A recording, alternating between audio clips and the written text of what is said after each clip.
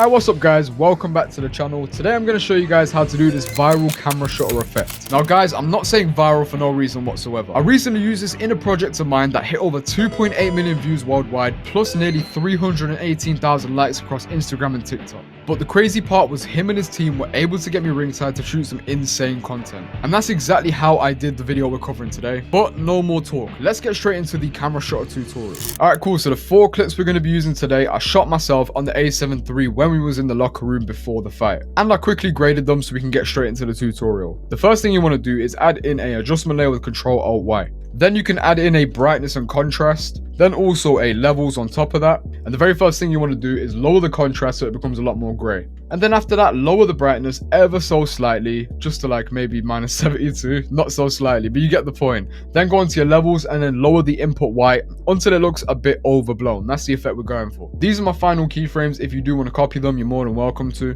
But now guys is where it gets interesting. We're going to start adding in some masks and creating those camera shutters. You can see whenever someone takes a photo on a camera, you can even see it right here actually if I just turn off the adjustment layer. Just right here, the camera shutters only affect certain parts, which are kind of random. I'm not sure the actual science or theory behind this, if I'm honest with you. I just think it looks quite cool, and that's what we're trying to replicate, of course. So it's all about getting creative with it. I'm not saying do it the exact same as me, just do whatever you think looks cool. So open your rectangle tool up here and then just drag it to a certain amount which you want to start with. Then use Ctrl-Shift-D to cut the adjustment layer, go 2 frames forward and then just cut that as well.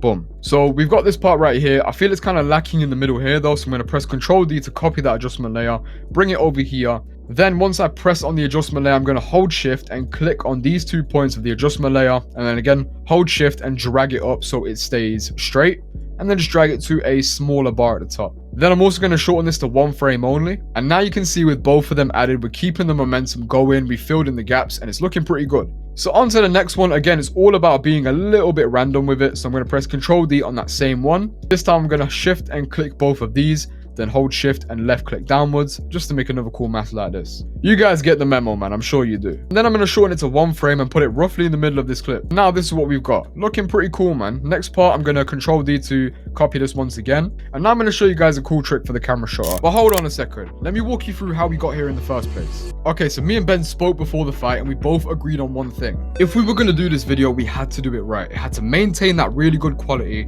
while being done super quickly and then released as soon as possible after the fight was done. So here's how it went. Ben got the KO and then we had celebrations back at his place. Then after that, I went back to the hotel and immediately plugged in my hard drive and started editing. Sequencing everything together wasn't hard, done it pretty quickly simply because we had the vision beforehand. However, even if you've got the vision beforehand, VFX in After Effects can take quite long. But guess what? Instead of spending hours doing the VFX, I actually finished it in less than 10 minutes using the Trap Essentials pack from undercam.com.